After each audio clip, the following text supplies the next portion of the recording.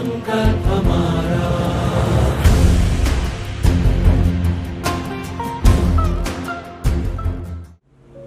Namaskar, I am Dwijendranath Thakur from Chhattisgarh State Judicial Services, currently posted as Civil Judge and Judicial Magistrate First Class at District Bilaspur, Chhattisgarh. Today, I am here before you all on behalf of Chhattisgarh State Legal Services Authority under the program Jan Chetna, an attempt for public consciousness at large with an aim to strengthen the public legal awareness by way of video presentation.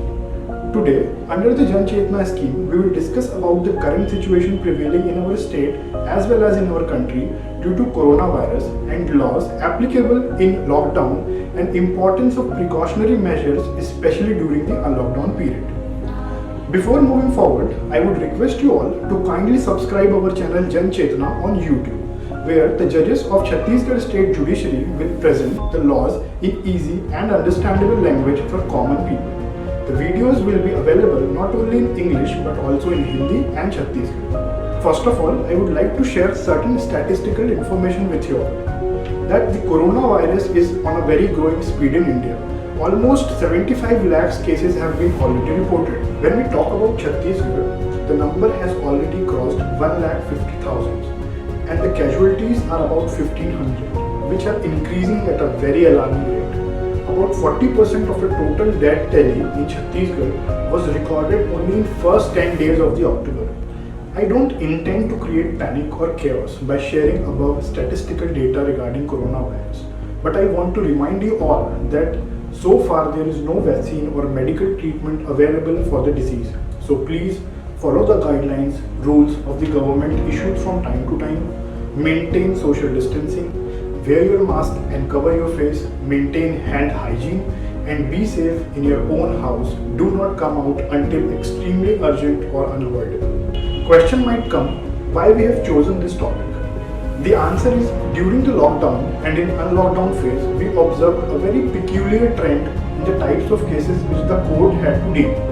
On one hand, there was a fall or decline in the usual crimes, but our courts were flooded with cases of lockdown violations. By observing the above trend, we in Chhattisgarh State Legal Services Authority assessed the reason behind the rise in such cases. We found that the reason was lack of acceptance of restrictive norms and lack of awareness and lack of understanding the consequences of breach of such laws. So, in today's video, I will discuss about the existing laws available before the state as a recourse to tackle this pandemic. In order, we will firstly discuss about Epidemic Diseases Act of 1897. This act is a colonial legislation. According to resources, this act was enacted to tackle the mass spread of bubonic plague in Mumbai. This act is apparently one of the most concise act available and contains only 4 sections. Section 2 empowers state government to make special measures if the state government thinks that laws are not sufficient to counter the situation. Then the temporary regulations can be made by way of public notice. Similarly, under Section 2A of the Act, central government can pass regulation to inspect any ship or airplane or any vehicle, detain any suspect to be infected or carrying disease if the government thinks that there is a threat of outbreak of disease in any part of the country. And thus, the notification issued by the appropriate governments regarding COVID-19 relating to quarantine rule, passes for travel, regulation of shop timings, restrictions of movement during lockdowns, regulation for safe and effective unlockdown are all mandatory notifications to be followed by the people. Any such violation is punishable under Section 3 of the Act, and the person who disobey any law or regulation made by the government shall be punished under Section 188 of Indian Penal Code. It is also pertinent to mention that no individual can take the defense that he was not aware about any such notifications, because ignorance of law is not an excuse. Moreover, intention to cause harm is immaterial, and mere knowledge of the regulation and its violation is enough for conviction in this section. I would also like to point out that in the state of Chhattisgarh, Section 188 of the Indian Penal Code is non-bailable, which means bail is not a right and the person can be put behind the bars by the order of the court. In addition to Section 188, certain other provisions of Indian Penal Code relating to the public health and safety may also be attracted during the outbreak of pandemic, such as Section 269 of IPC. Negligent actions which may spread infections of any disease, thereby threatening human life. The punishment of imprisonment under this section may extend to 6 months. More severe punishment has been prescribed under Section 270 of Indian Penal Code for a malignant action which may spread any dangerous disease, and imprisonment of 2 years is prescribed for the violation of this section. Furthermore, if any disease or infirmity which endangers life or which causes the sufferer to be during the span of 20 days in very severe body pain, or if the sufferer is unable to follow his ordinary pursuits, is caused to any individual by act rash or negligent, such person then, depending upon the remoteness of his liability, will be subjected to more severe punishment under Section 337 and 338 of Indian Penal Code if proven guilty.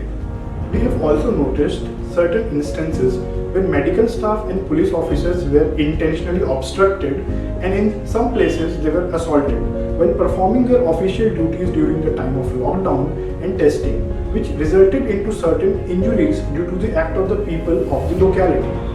Whoever voluntarily causes hurt, grievous hurt, assault, or uses criminal force to any public servant in discharge of his official duty, or deters such public servant from discharging his duty, such offender, upon being proven guilty, will be punished under Section 332, 333 and 353 of the Indian Penal Code, respectively, and may be punished up to 2 years of imprisonment. So, please do cooperate with medical teams, police officers who are performing their duty during this difficult time.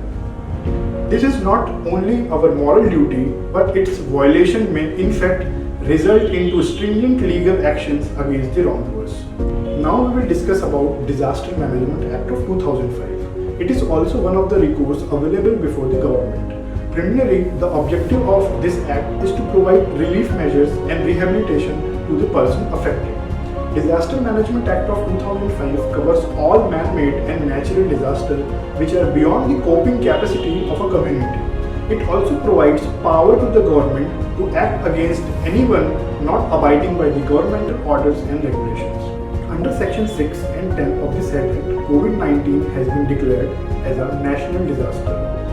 Though this law is primarily for the relief and rehabilitation, but it also contains penal provision in case of violations, such as Section 51. Whoever without a reasonable reason obstruct any officer or employee of the union or state government or a person authorized by national, state or district authority to the discharge of his function, or refuses to obey the guidelines of union or state government, or a person authorized by national, state or district executive authority, shall be convicted with an imprisonment which may extend to 1 year or with fine or with both. Furthermore, if such disobedience or refusal leads to the danger of the life of someone or imminent danger, can be punished with imprisonment extended up to 2 years. Section 54. Whoever makes or circulates any false information or warning as to disaster which leads to panic shall be liable for punishment which may extend to 1 year or with fine.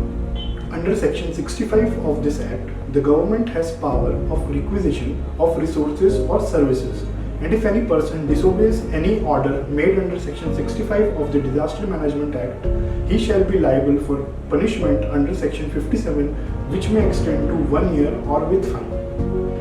While ascertaining the reason for the lockdown violations, we also realized that apart from lack of awareness and knowledge of the laws regarding the lockdown and unlockdown, another reason for such violation and willful disobedience of social distancing norm was lack of acceptability of such norm among common people. We can conclude that the reason for such willful disobedience was the sudden shift of state from right-based approach for the people to expecting its citizen to observe a particular behavioral pattern backed by sanction and punishment to tackle the unprecedented problem emerged due to COVID-19. Here, I also want to point out that In the spirit of constitution and constitutionalism, state is considered as guardian of its citizen, and the laws and regulation made by the state will be applicable until and unless they are proved to be arbitrary in the court of law. One must also know that the rights of a citizen guaranteed under constitution in the form of fundamental rights are not absolute and are subject to positive restrictions. The integrity of the nation and the public safety being most important elements, and to preserve the same, such restrictions may be imposed by the government. The phase of lockdown and unlockdown are such instances. We must not forget that the very same constitution which guarantees certain rights to its citizen in the form of fundamental rights also expects certain duties from the citizens in the form of fundamental duties prescribed under Article 51A of the Constitution of India. So, I request you all to join us in our campaign in solidarity with Ministry of Information and Broadcasting to create a mass movement during the unlockdown phase. So, please follow the unlockdown norms, wear your mask properly and observe social distancing and maintain hand hygiene. No carelessness until there is a cure. We, as Chhattisgarh State Legal Services Authority, have done our bit. Now, it is your turn to acknowledge, observe and spread this message and be a part of this campaign, because it is not only about you, but for safety of your loved ones, your family and for your nation, because we believe in Vasudhaiva Kutumbakam, whole world, one family. Thank you. Jai Johar, Jai Chhattisgarh, Jai Bharat.